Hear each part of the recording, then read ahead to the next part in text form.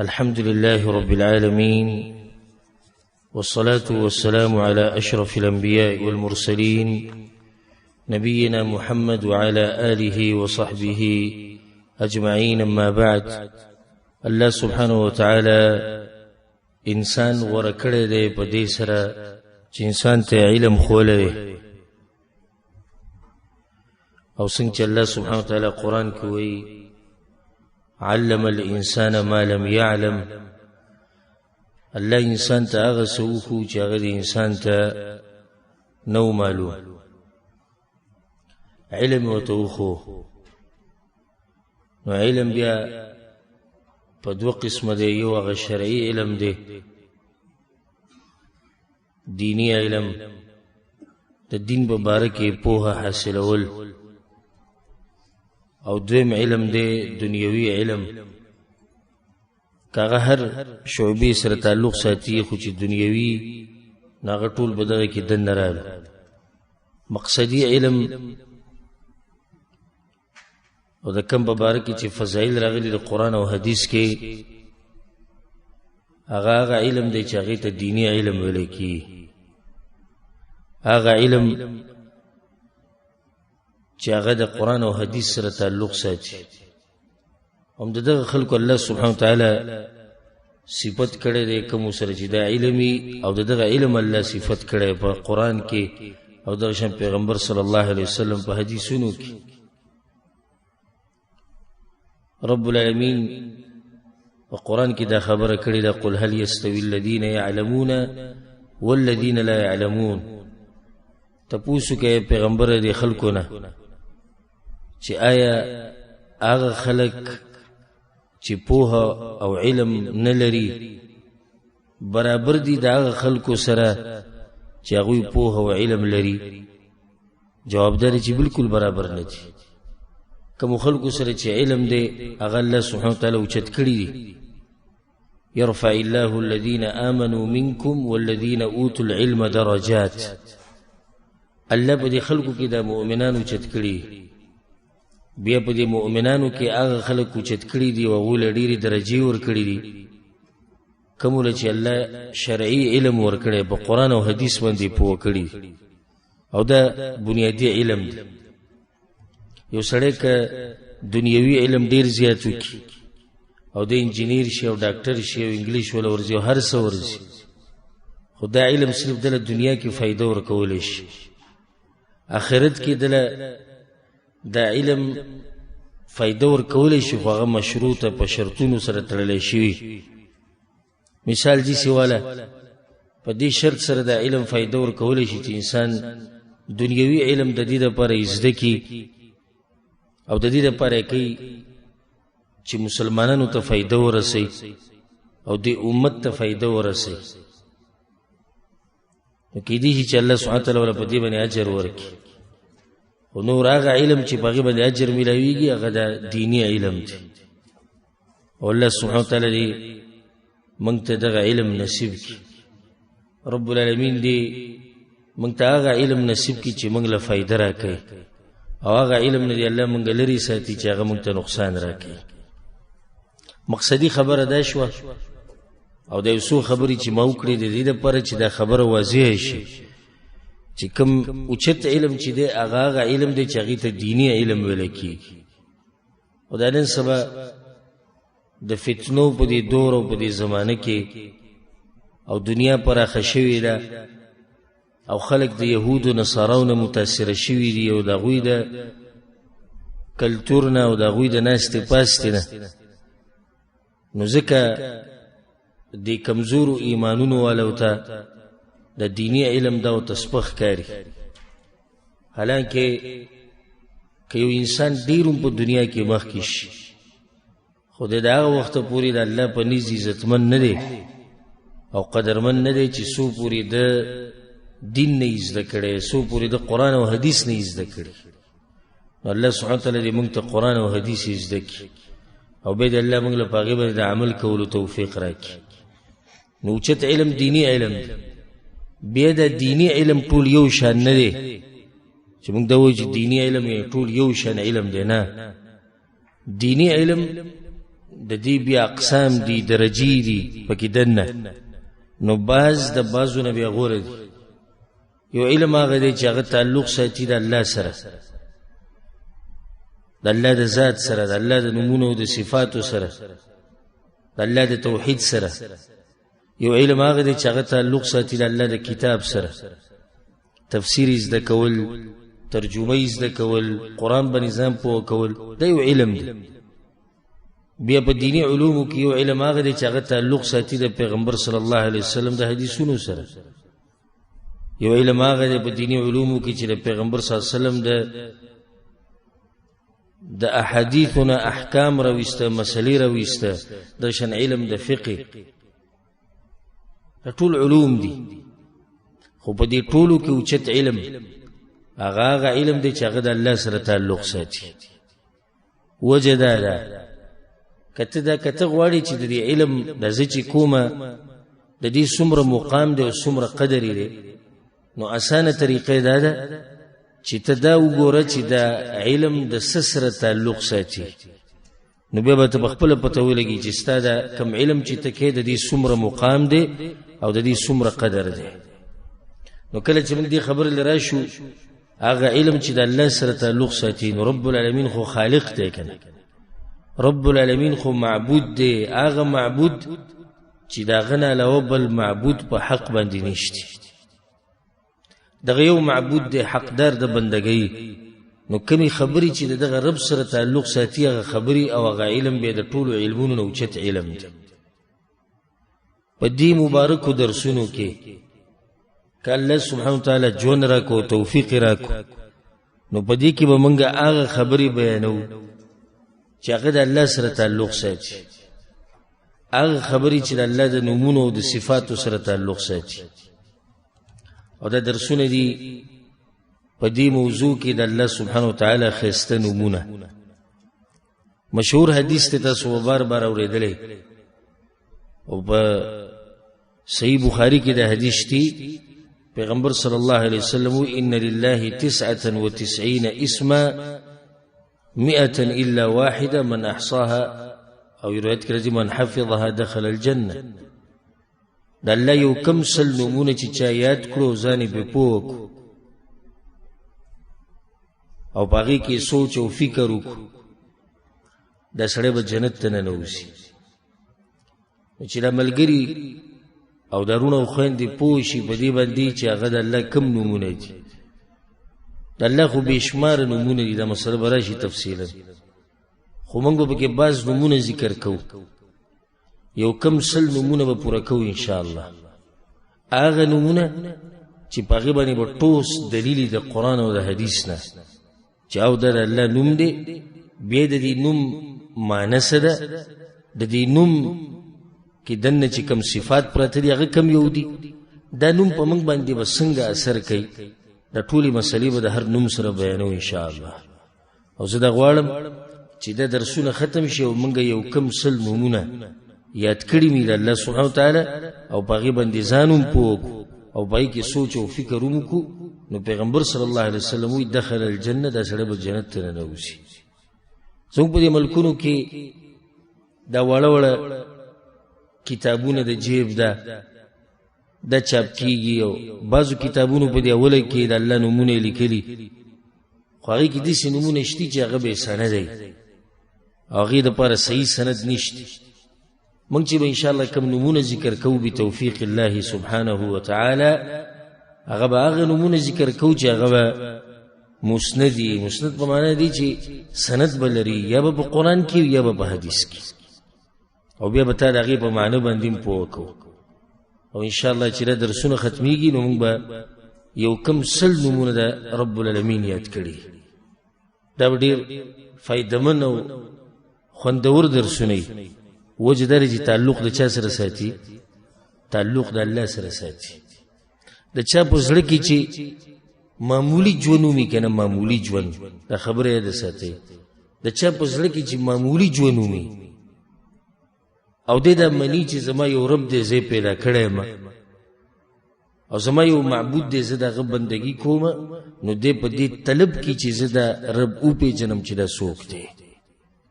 لټون کوي اخر دا معبود څوک دی د چې بندگی کوم د ما تاسو د مسوتن منځو کو سجدین پکې ولګولې رکوګانې مکړي دعاګانې پکې مونږ وختي تلاوتونه وکړو اخر دا رب څوک دی د کوم د پاره چې مونږ د سجدي ولګولې د تندې په انسان کې عزتمن ځای دی تندې په ټول بدن کې عزتمن ځای دی او دا تندې او دا پوزه چې مونږ چاته په خاورو باندې لګو په ځمکه لګو خو معمولی څوک نه کړي دغه مبارک لټون پکار دی چې د رب د دسه نمونه دي د دسه صفات او چې کم سړی کې دا طلب نو او دا تند نو پوښي چې د پزړه کې معمولی جنوم نشي دا بالکل مړ الله سبحانه وتعالى دې خلکو تذکره په قران کې کړی د دې مړو خلکو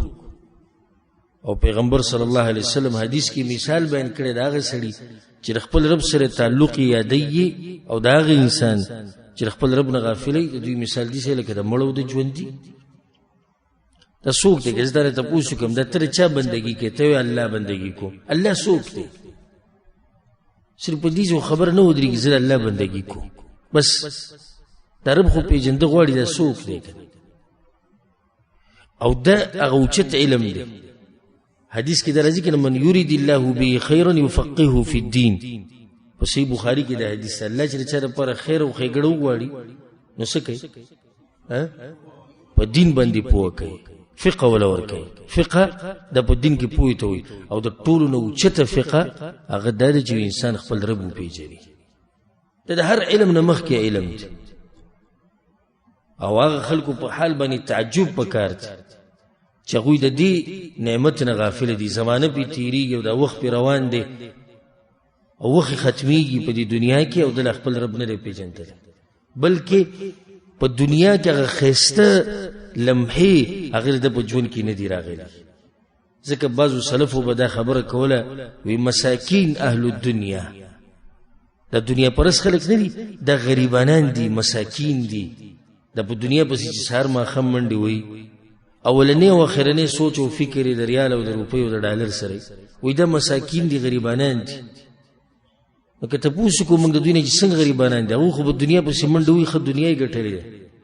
خزمکی اغستی پټی اغستی دي جیدادونه دي کورونه دي بنگلې دي تجارتونه یو تاسو ته مساکین وي ولی وته مساکین وي خرجوا من الدنيا وما ذاقوا اطيب ما فيها وي دنیا ته رالو او لاړو او په دنیا کې چې د ټولو نه خوندور شي دغه ونسکو او غریبانان شو که دنیا ته رالو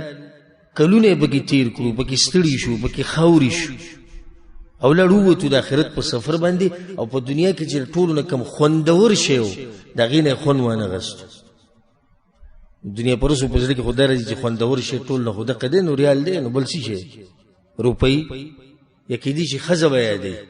چې خزینه فائدہ وانه غسته او د خزینه خون وانه غسته د بچونه نه چا دې ته پوښتنه کوي دغه کم شي دی وی معرفت الله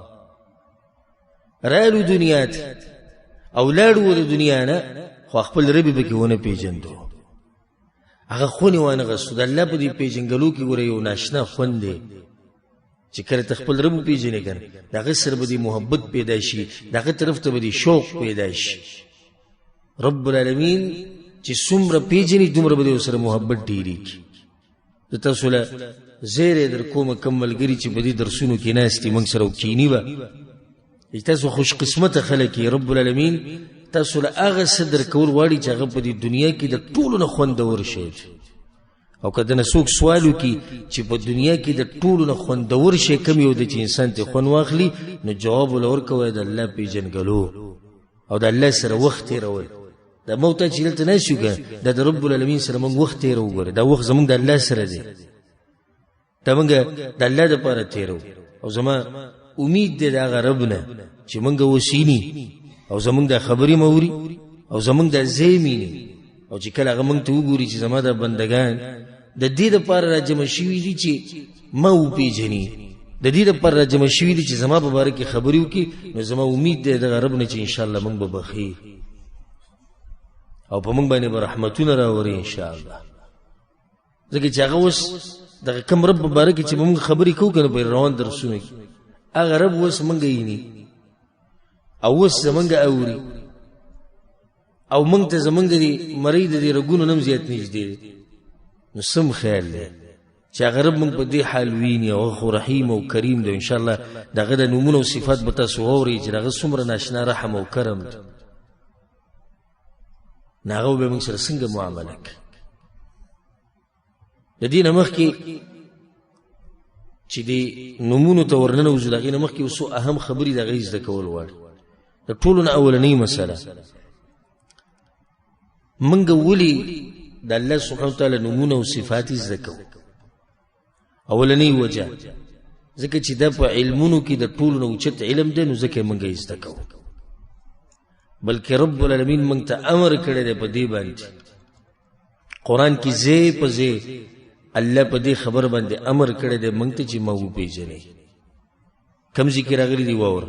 الله وی یو ځای کې فاعلموا ان الله عزیز حکیم پوه شئ په دې باندې چې الله عزیز او حکیم دی دې تفصیل به راځي چې عزیز څه مطلب دی حکیم څه مطلب الله وی پوه شئ مطلب دی چې ځان په دې خبره پوه کړئ د علم وکړئ واعلموا ان الله بكل شيء عليم واعلموا ان الله بما تعملون بصير واعلموا ان الله غفور حليم واعلموا ان الله سميع عليم ټول الله سبحانه وتعالى صفات دي دغه نمونه دي الله ويزدك اعلموا ان الله شديد العقاب پوشي په دې خبر باندې چې رب العالمین ګوره سخت عذاب ورکي وان الله غفور رحيم او په دې باندې پوشي چې الله سبحانه وتعالى بخانه کوونکی دی رحم کوونکی دی اصل کې په دې آیتو کې په دې آیتونو کې موږ ته رب العالمین امر کوي په دې خبره باندې چې زما د نمونه زما د صفات د زده کوي مو پیژني کله چې انسان د دنیوي شي سره محبتي او دا مثال د فوکولو لپاره در کومه یو سړی په دنیا باندې مین دی په دنیا کې په سمین دی مثال به دې سوي چې په ویزه باندې چې بهر ملک تلل شي مزدوري کو پیسې ډیری وګټي چې کله ته ویزه دلته خرڅيږي نو دې پوره معلومات کې دا ویزه په سود او کپیلی سوق دی کمزې کې وکړ کې څومره مزدوري وکړي څومره تنخواه به پوره معلومات کې ځکه چې دنیا سره تعلق ساتي او د سره په دنیا ډیر مین دی به دغه شان قبل سره دنیوي شی دی وته وي زمکه خرڅيږي یو ځکه علي څوک دې سشتي چې پټسترګي به زمکه وایي ها هغه معلومات وکړي دا په سوده د 100 میټره د کمزې کې دا کمزې کې نه ورسته به ریټ څنګه دا دومره معلومات چې دې کې خو مین دی په دې مسله باندې نو کته چې په خپل رب باندې مینه په حقيقي معنی سره نو ستا په ځل کې بم جوش او جذبه چې ځاخر د خپل رب پیژنم چې رسول او زه د نمونه یاد ک او د صفات یاد ک الله سبحانه وتعالى موږ له دغه توفیق راکړي دویمه وجه ده موږ د الله نمونه او صفات په دې ذکر کوو ځکه چې دا د توحید یو قسم دی ما دا مسله تاسو ته مخکې بیان کړې توحید په څو قسمه دي ها کوم دي توحید الوهیت عبودیت توحید الوهیت او توحید ربوبیت او توحید اسماء او صفات توحید الاسماء والصفات د الله نمونه او صفات چې د الله په نمونه او صفاتو کې دغه سره دغه په شان څوک نشته دا یو توحید دی یو قسم موږ د الله نمونه او صفات په دې ځکه چې د توحید یو قسم دی درېمه وجه موږ د الله نمونه او صفات په دې ذکر کوو او په دې یادو ځکه چې څوک رب العالمین او پیژني نو د هر څه پیژندو او چې خپل رب نه پیژندلې نو دې څوک نه دی پیژندلې درېمه وجه موږ د ذکر کوله چې موږ د دې د لاسه د الله نمونه زده کوو ځکه چې کم سړی خپل رب پیژني د هر څه پیژندو او چې خپل رب نه پیژندلې دې څوم نه پیژندلې او دا به ماته نه وي چې مال دنیا راځي او ما دومره سبق ویل او دومره مې ویل او خپل الله نه پیژني. څلورمه وجه موږ دا نومونه او دا صفات په دې زده کوو چې موږ ته الله سبحانه وتعالی جنت نصیب کړي. او موږ سره حدیث مخکې تیر شو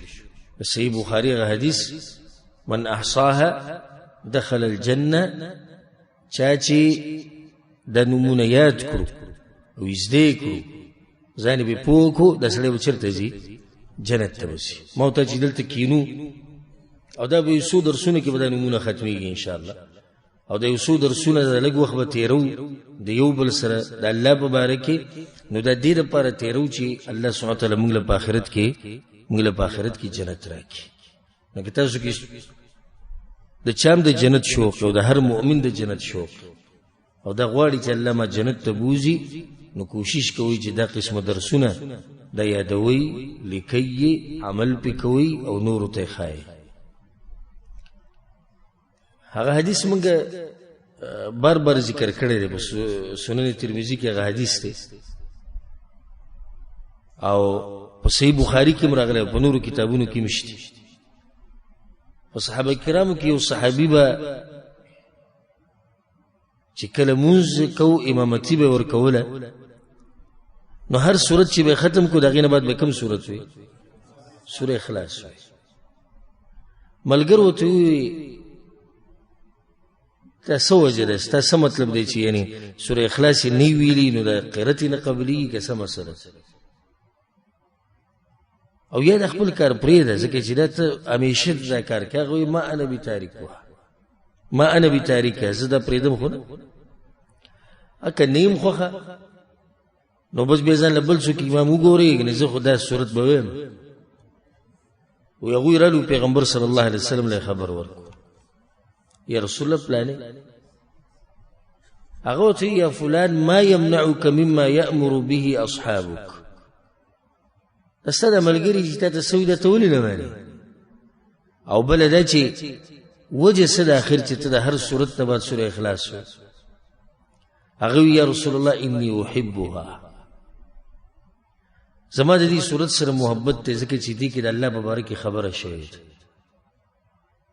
د الله په باره کې خبرې کېږي نو زما ډېرې زیاتې خوښې دي. پیغمبر صلی الله علیه وسلم ورته ان حبها ادخلک الجنه، په روایت کې راځي ان حبک ایاها ادخلک الجنه، ستا محبت د دې صورت سره ته جنت ته بوتلې. نو په سوره اخلاص کې خدای الله یو څو نمونه او صفات دی چې موږ کینو درسونه به کوو د دې د لاسه چې زموږ سره محبت دی، نو رب العالمین موږ له به څومره سره کوي. او بل روایت کې داسې راځي پیغمبر صلی الله علیه وسلم عملګرو ته ولاړ شي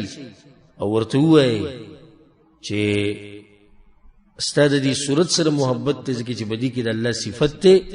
نو بیا ته خبر شي چې الله هم تا سره محبت کوي. نو دا پسې پنځمه وجه واله چې موږ دا د دې دپاره وایو، د دې دپاره دا نومونه او صفات یې زده کوو چې الله موږ سره محبت وکړي. او بار بار زه تاسو ته دا خبره کومه چې دا خبره مه کوئ چې زما د الله سره محبت دی. ته به لازم د الله سره محبت کوې، ستا رب دی او ستا معبود دی. خو عجیبه دا دی چې کله الله تا سره محبت وکړي، د رب العالمین محبت که ګټل غواړي، نو د هغه محبت د ګټلو یوه لار دا ده چې ته د الله نومونه او صفات ته یې زده کړي. هغه موقع الله موږ له راکړې ده. دا خبره یاد ساتئ. ګورئ یو ناشنا حدیث به تاسو ته واورو، ډېر ناشنا حدیث دی. شیخ البانی رحم الله په سلسله صحیحه کې راوړی وإن الله تعالى قسم بينكم أخلاقكم كما قسم بينكم أرزاقكم. الله ستاسو په دې منځ کې د اخلاق تقسیم کړي دي لکه څنګه چې د رزق تقسیم کړي. اخلاق د ټول یو شان خو نه دي ګل، چل الله ډېر اوچت اخلاق ورکړي، د چا کمزوري څوک بد اخلاق، د اخلاق هم دي سړي لکه څنګه چې رزق دی، رزق د ټول یو شان نه دی ګل.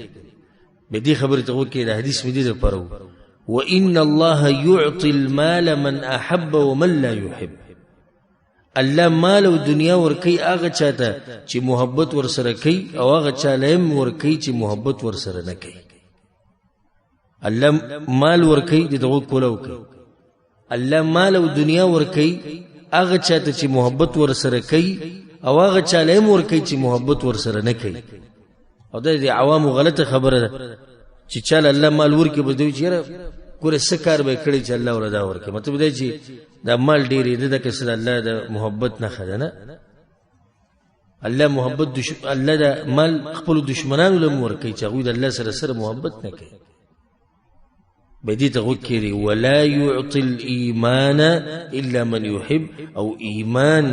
او د عباداتو توفیق نه ورکوي مګر هغه چاته چې الله ورسره محبت کوي. دنیا الله هر چاته ورکوي خو دین ګوره هر چاته نه ورکوي. تاسو په تعجب کې پرېوځئ چې په دې دومره په اربونو کربونو خلکو کې هغه دینداره لږ دي. په دې اربونو کربونو مسلمانانو کې هغه خلک ډېر لږ دي چې هغوی الله ته توجه ده او الله ته رجوع کوي او د الله عبادت په خپل وخت سره کوي. تعجب مه کوه،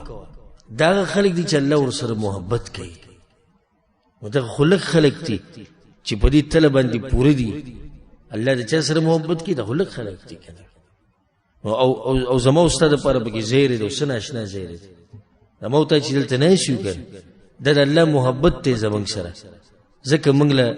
توفیق را کوي د دې چې موږ د الله نومونه او د الله صفات او د الله دین زده کړو. څومره خلک ته زموږ په دې خوا و شا کې دلته نږدې چې هغوی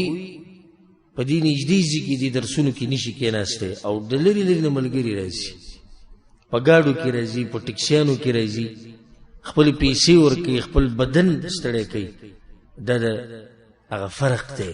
چې رب العالمین د چا سره محبت کوي او د چا سره محبت نه کوي. په دې مه خوشحالېږي چې الله دله دنیا ډېره درکړې ده بس الله سره محبت کوي. نه،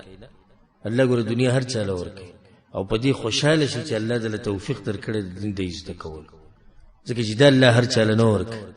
دا هغه چاله ورکوي چې الله ورسره محبت کوي. نو رب العالمین دې موږ سره محبت وکړي او الله دې زموږ په زړونو کې چې کوم محبت د الله سره دی الله دې هغه ښه ډېر کړي. څو اسباب شو؟ 5. شپږمه وجه دا ده د الله د نومونو او صفات موږ دې دپاره زده کوو کما یره چې زموږ په زړونو کې ده د الله نه چې دا یره ښه ډېره شي. ګوره په سورة فاطر کې الله سبحانه وتعالی وایي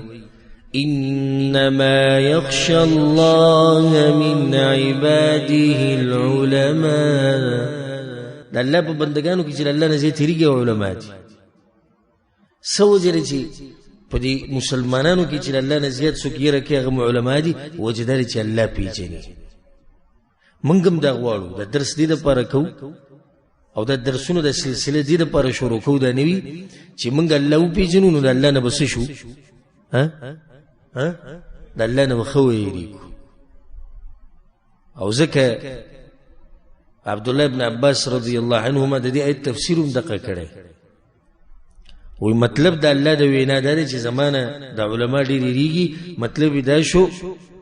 چې زمانه هغه خلک ډېر یریږي چې زما طاقت او زما زور او زما ذات او زما نومونه او صفات پیژني. الله سبحانه وتعالی دې په موږ پوه کړي. موږ د الله د نومونه او صفات دې دپاره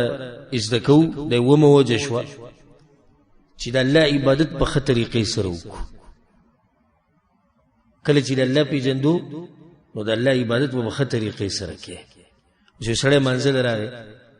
او ودرېدو الله سبحانه وتعالی ته او دی پېژني چې زه چاته ولاړ یم نو د ده مونځ او د هغه انسان په منځ کې د ځمکې او اسمان فرق دی چې هغه دا نه پېژني چې زه چاته ولاړ یم. څه خیال دی؟ دواړه به یو شی نه، ځمکې او اسمان فرق دی. یو سړی الله پېژني او په زړه کې دا دي چې زه اوس هغه رب ته ولاړ یم، دی به څنګه عبادت کوي او څنګه مونځ به کوي؟ یو سړی خپل رب نه پېژني دی به څنګه مونځ کوي؟ یو سړی لاس اوچت کړي دعاګانې غواړي خپل رب پېژني، یو سړی لاس اوچت کړي دعاګانې غواړي خپل رب نه پېژني. دې دواړو کې ځمکې او اسمان فرق دی. دې دپاره موږ د نومونه او صفات زده کوو د الله. اتمه وجه دا ده د نومونه او صفات موږ دې دپاره زده کوو چې زموږ د زړونه مطمئن شي. د دنیا د غمونو او د مصیبتونو نه که ځان لرې کول غواړي که نه او د زړه ته اطمینان او سکون رسول غواړي چې زړه دې مطمئن شي نو پیسې ډېرې وګټه. نه، پیسې چې دې څومره ډېرې دي دومره به دې غمونه ډېرې او ځکه د شکر وباسئ چې د الله سبحانه وتعالی کوم نعمتونه تاسو ته درکړي د کومو خلکو سره چې ډېره دنیا ده کنه اوس د بچیانو والا د ملکونو د بچیان دې غریبانو خوب هم نشته سحر ماښام د دوی له سوچ سحر ماښام چې دا به څه کېږي او د دې ملک سره به څه کوم او دا ساتل غواړي او په دې څوک حمله ونه کړي او غربت ډېر شوی دی دا ډېر شوي دی هغه ډېر شوي دا خلک چې یو بل ته دعاګانې کوي اکثر د مشران وي الله دې باچا کا ښه جاخۍ ته ورچوي چې باچا شو دا ټول نه غټه جاخت بیا د دې جاخونه له دا جاخه وګوره چې الله ته مخامخ شو الله د نبي د هر څه تپوس کوي هغه څومره غټه مسله ده دا خو نه چې یو باچا په ملک باندې باچایي وکړو خبره ختمه شو نه باچا چې باچایي وکړو خبره ډېره غټه شو اوس د هر څه به تپوس کېږي ولې دا ولې داسې ولې دا ته شمال چې ډېرېږي موږ سره حدیثونه بار بار تېر شوي چې دا غریبانان به د مالدارانو نه څو کاله مخکې جنت ته ځي 1500 کاله مخکې یو حدیث کې څو راځي 40 کاله ولې دا فرق ولې دی ځکه چې دغوی حساب کتاب وګد دی مالدار به نیک سړی دا 1500 کاله بعد چې جنت ته ننوځي د غریب نه کنه مطلب دا نه چې دا بېدینه به لازم خو نه چې مالدار و بېدینه دا ښه دیندار و خو څه شي به لیټ کو حساب کتاب لیټ کو الله چې کوم نعمت موږ لره کړی ته چې په ارام راشي د شپې ودې شي او خناري کې او داسې خوب کوي چې بل طرف اوړم نه بیا او سهار بیا راپاسې یو 2 رکعته مونځ وکړي او بیا سهار منزله ځي او بیا خپلې مزدورۍ له وځي دا ګوره اوچت نعمت دی چې الله تاسو له درکړی او دا مال چې څومره ډېرېږي که نه بیا به دې خوب تښتي څومره چې دا مال ډېرېږي خوب به دې بیا کمیږي بدن به دې ستړی شي که ته دا غواړې چې دې بدن ته سکون میلاو شي هغه په دنیا نه میلاویږي او که ته دا غواړې چې زړه ته سکون میلاو شي د هغې یوه لار ده خپل رب وپېژنه دا زړه به دې په ارام شي اوس یو سړی دی دې غم راغستی دی چې ګناهونه مې ډېر کړي دي او دا به څه کېږي بې قراره دی قرار نشتی سکون نشتی خو خپل رب یې وپېژنو تاسو به د الله ناشنا نومونه او صفات واورئ په درسونو کې سم امیدونه به هم د خپل رب نه پیدا شي ناشنا امیدونه به د الله نه ستاسو پیدا شي کله که تاسو چې د درسونو کې کښېناستئ او د خپل رب وپېژنئ نو زړه به دې څه شي مطمئن شي کور ته رالې ستړی او سخت ستړی کور کې درته وایي دا شی راوړه دا راوړه دا راوړه ستا جیب کې پیسې نشته پلاني ته ټلیفون وکړي زما قرضه راکړې که نه راکړي او د کپیل مسله او د کمپنۍ مسله زه درته قسم خورم په دې خبره که خپل رب دې پېژندو که نه نو دا مشکلات به راته هېڅ هم بیا نه ښکاري زړه به دې مطمئني الله په قرآن کې څه وایي الذين آمنوا وتطمئن قلوبهم بذكر الله د مؤمنانو زړونه مطمئن کېږي د الله په یادولو سره نور د الله یادول څه ته وایي چې سړی ناسي د دې دپاره چې زه د الله نومونه او صفات وپېژنم خو دې ته الله یادول وایي که الذين آمنوا وتطمئن قلوبهم بذكر الله ألا بذكر الله تطمئن القلوب یقینا د الله په یادولو سره زړونه مطمئن کېږي منګه د الله نومونه او صفات د دې دپاره یادوو او زده کوي څومره وجه نهمه وجه دا شو چې منګه دا غواړو چې الله سبحانه وتعالی منگ تا خوشحالیانی نصیب کی دا دنیا و دا آخرت لسم وجه دادا چی منگ دا احسان اغا درجی تا ورسو احسان ستا ہوئی چاہتا ہے دی لکتا چی اللہ اینی دا اللہ دی سے عبادت کول لکتا چی اللہ اینی ان تعبد الله كانك تراه خام دا عبادت دا وخت پر دي سني شي کوله چې سو پر الله پیژندلې نه چې الله دې پیژندو به دې سي عبادت وکړي الله دې درجه ته مونږ ورسي د الله سبحانه وتعالى د الله سوجي شو یادي کې ځان سره د الله سبحانه وتعالى د نمونه او صفات د پر انسان باندې اثر کوي په انسان کې تقوا پیدا کوي د انسان به د الله نه ډېر یریږي چې کله د نومونه او صفات یې زده کړي او د الله په مخ کې عاجز شي الله ته خپل عاجزي راښکاره کړي لکه اوس ته قرآن ویلې قرآن دې کولو کړی او دې آیت ته راورسېدې ألم يعلم بأن الله يرى الله چې دغه خبره کې د ابو جهل څه چل کړو ابو جهل دې چې څه واقعه ده سورة العلق ألم يعلم بأن الله يرى ها کانه او چت کړو پیغمبر صلی الله علیه وسلم د کعبه سره سجده لګولې او مونږ وکاو او دوی زدا کانه ودراچو الت الله ذلیلک الله يتول نازل ألم يعلم بأن الله يرى ايدت نو پته چې الله دیني د خبرې ته چې سوچ نه کړي استاد قرآن تلاوت کوي دې سره ورسېد ألم يعلم بأن الله يرى استپوزل کې به یره پیدا شي کله چې بیا ته موبایل ته کېناستې او پای کې غلط څه ګوري د آیت په مخې ته راځي ألم يعلم بأن الله يرى کم رب چې ابو جهل لیدو په دغه ټیم کې غرب دې ټیم کې موت امي د آیت چې کله ته ووري او په دې کې سوچ او فکر وکې نو ګوره الله نه وېریږي ډېر غټه فائدہ ده دې درسو وېریږي الله خاطر یې قرآن دی وی دې آیت تر ورسېدي وتوکل علی الحي الذي لا يموت او ځان وسپاره غزاد ته چې ژوندې دی او نه مړ کېږي خدیت باندې تیر شو څومره خون کې هدایت وتوکل علی الحي الذي لا يموت او ته دې غټ مشکلات هغه ټول مشکلات به ته واړه ښکار شي ولې ځکه چې ته دلته واورېدو چې یاره دا خو داسې رب دی چې په ده باندې مرګ نه راځي خو ژوندی دی ښه هغه رب ژوندی دی بیا دې د آیت وي لګیا وي قرآن کې او د آیت مخې ته راغی وهو العلي العظیم او هغه الله اوچت دی او لوی دی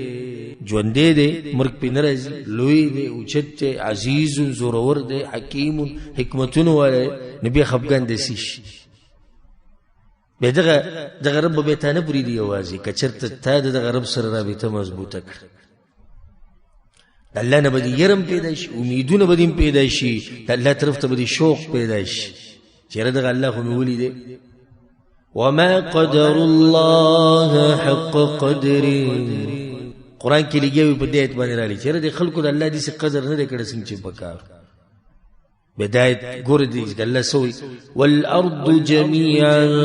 قبضته يوم القيامة والسماوات مطويات بيمينه دا طول ازمکه بدا الله په قبضه کې د قیامت پورس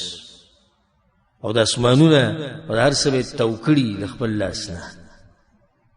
د دې سره پوسړي کې څه پیدا کیږي ها یاره الله عظمت عاجزی به د پکې راشي چې دا زه سم زه خو هیڅ نه یم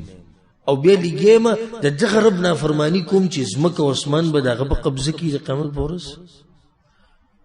هغه حدیث موږ تیر شوی دی کنه چې الله به د اسمانونو په یو ګوته کې راتاو کې او دا ونی او دا خاوري او دا ګټي او دا هرڅ بیا به د هر څه دي چې او خوځي انا الملک زه بچایم چې کله ته پته ولګي دی رب مبارک او د صفات او د شان دی ته ځان ډېر کمزور ښکارې شي او بیا به خپل ضمیر به ته دا وایي چې د دې رب نافرمانی کول دا خو به مناسب نه دي زه د دې رب خبره نه منم چې ته مخامخ شم څه به ورته د قیامت پورس حتی د قرآن تلاوت کو دې تر ورسېدې یا ایها الناس اے خلقو انتم الفقراء الى الله تاسو ټول محتاج یې الله ته ټول فقیران یې الله په مخ کې والله هو الغني الحمید او الله بیزار دی او ستایل شوی ذات دی دا نوم دی د الله زده کو د صفت غنی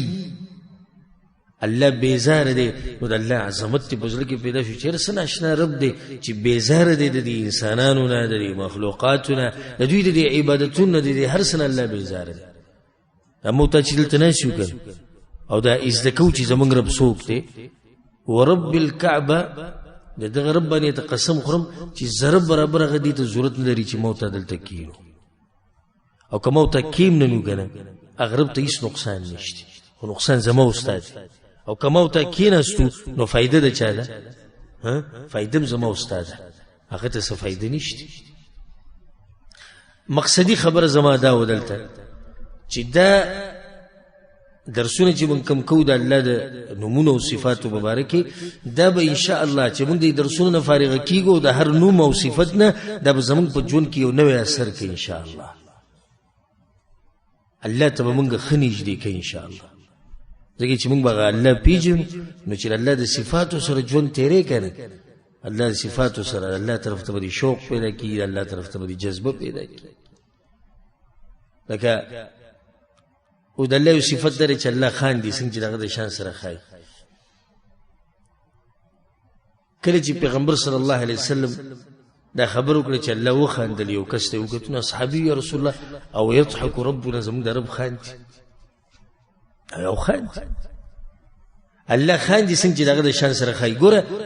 ډېر ناشنا فایده ته ذکر کوم. ګوره د مثال په خپل خبره ته مثال ذکر کوم چې څنګه هغه د دین خبر شو چې الله خان دي، دایری کې په اثر وکونو سی وي دغه رب بیا موږ سره د رحم معامله کوي د قیامت پر ورځ. کوم رب چې خان دي، ګوره چې د الله غ صفت معلوم کو دایری کې دغه په ژوند اثر دغه چې موت د الله مبارک څومره علم زیاتیږي زموږ په ژوند باندې اثر کوي. موږ اخر خپل رب پیژنو. نو اسماء الله سبحانه وتعالى د الله نمونه او د الله خیسته نمونه دي. ځکه الله په قرآن کې سوی ولله الاسماء الحسنى فادعوه بها، په سورة اعراف کې الله وی د الله خیسته نمونه دي، الله پې رابلی. نو دا فایده ده ساتئ، د الله نمونه ټول خیسته دي، الاسماء الحسنى فادعوه بها. الله ما پې رابلی، خو چې موت ته یاد نه دي سو پې راوبلو. اخو نمونه دي او خیستم دي او شتیم او ډیر دي، خو چې موت ته معلوم نه دي یاد نه دي نو موت به پیس څنګه الله راوبل. اوس یو سړی لاس اوچت کړی، یا الله په ما باندې رحم وکړي، یا الله په ما باندې رحم وکړي، یا الله زما ګناهونه معاف کړي. په دغه یو نوم ورته یاد دی الله.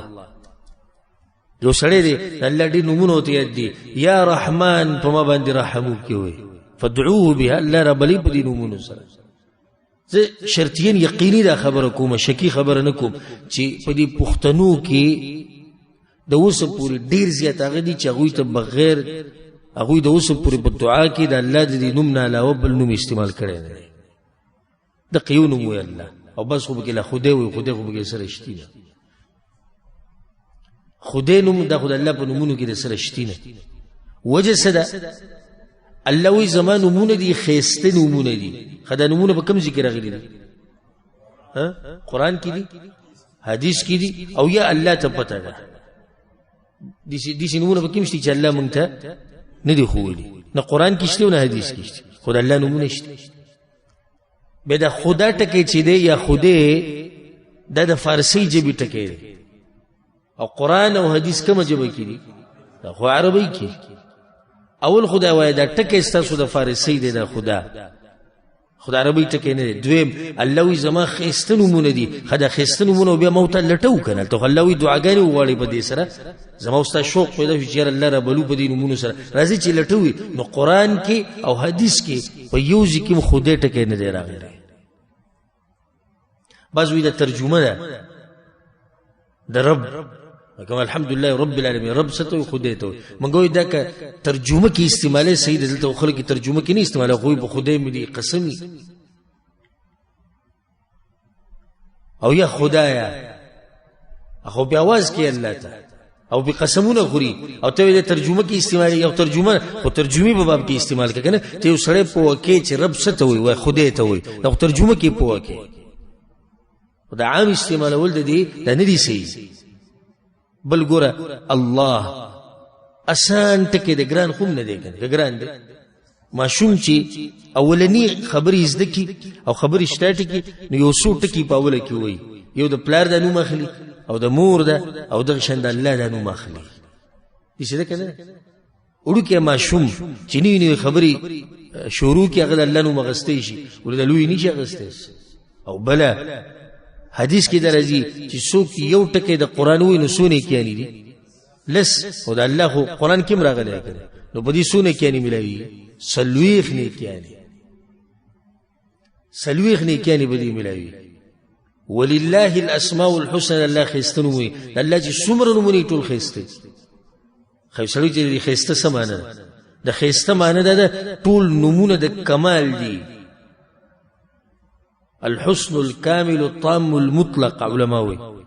كامل حسن مطلق د الله په نومونو کې دي د الله نومونه ولې ښایسته نومونه دي ځکه چې دې کې ښایسته معنی پرتې دي او د الله نومونه ولې ښایسته نومونه دي ځکه چې د معمولي ذات خو نه دي د اوچت ذات دي کنه نو د کم ذات سره چې د نومونه تعلق ساتي او د کم ذات دي د نومونه خو دا خو به ښایسته نومونه یې کنه دې ته ښایسته په دې ویل کېږي ځکه چې ډېر زیات دي تر دې چې هیڅ چا سره په دې مخلوقاتو کې دا علم نشته چې د الله څومره نومونه دي دا صرف الله ته یاد دي ځکه دې ته الله اسماء الحسنى وایي دې ته ښایسته نومونه په دې وایي ځکه چې څوک چې دا نومونه یادوي او د دې سره محبت کوي رب العالمین د دغه انسان سره محبت کوي ځکه دا ښایسته نومونه دي دا ښایسته په دې دي چې دې کې دننه معنی ښایسته پرتې دي بل دا ښایسته په دې دي چې دا د همیشه دپاره دا بدلیږي نه په دې داسې وخت نه راځي چې دا بدلیږي یا ختمیږي نه یا کمزوري کېږي نه د الله د نومونه د الله سبحانه وتعالی همیشه د الله نومونه دي نو دا یو څو اهم خبرې د دې مبارک درس په ابتدا کې او یو خبر سره دا زیاتی کوي چې الله سبحانه وتعالی د دې خپل نومونو او صفاتو سره محبت کوي نو څوک چې بیا د دې سره محبت کوي الله دغه انسان سره محبت کوي الله ګوره په خپل نومونو او صفاتو مین دی لکه حدیث کې سره راځي جمیل یحب الجمال الله ښایسته دی او ښایسه څه دی خوښ دی کنه وتر یحب الوتر یو دی او دا صفت خوښ دی محسن احسان کون کې دی یحب الاحسان او دا صفت خوښ دی بخانه کون کې دی یحب العفو او دا بخانه خوخی إن الله يحب المحسنين إن الله يحب التوابين ويحب المتطهرين إن الله يحب المقسطين باقي چې کوم د دې د الله سبحانه وتعالى د نومونو سره کوم مسائل تعلق ساتي یو څو مسلې نورې پاتې شوي هغه به ان شاء الله په روان درس کې ذکر کوو او دا غینه بعد به د الله سبحانه وتعالى هغه نومونه هغه په ترتیب سره شروع کوو ان شاء الله ډیر خون بدر کی تاسو له کدي درسونو کې کیناستئ په شوق او ذوق سره او په ژوندۍ زړه سره ګوره کاسې بدن راوړي نو بیا د نظر بخانه غواړم زما په خبرو وپوه نشي او کله زړه او د بدن سره راغلی نو بیا دا ته وایم چې ډیر خون بدل درکې ځکه چې موږ به هر نوم اول خو به نوم ذکر کوو بیا په دې نوم باندې څه دلیل دی د قرآن او د حدیث نه بیا د دې معنی څه ده او بیا دا نوم په موږ باندې به څه اثر کوي د دې څه فایده ده څه نتیجه به راوځي ان شاء الله د هر نوم سره به دقیقاً تفصیل کوو الله سبحانه وتعالی دې موږ له توفیق راکړي چې دا درسونه په خیر خیریت سره اختتام ته ورسي او الله سبحانه وتعالی دې موږ ته دغه علم نصیب کی کم چې د الله سره تعلق ساتي او الله سبحانه وتعالی زموږ دنیا او آخرت ښایسته کی او کم ملګری چې دلته ناشتي او کم ملګری چې دا پروګرام اینی یا یوري رب العالمین دې د دې ټول حشر د قیامت پر ورځ د پیغمبر صلی الله علیه وسلم سره وکي هذا والله اعلم وصلى الله وسلم على نبينا محمد وعلى آله وصحبه اجمعين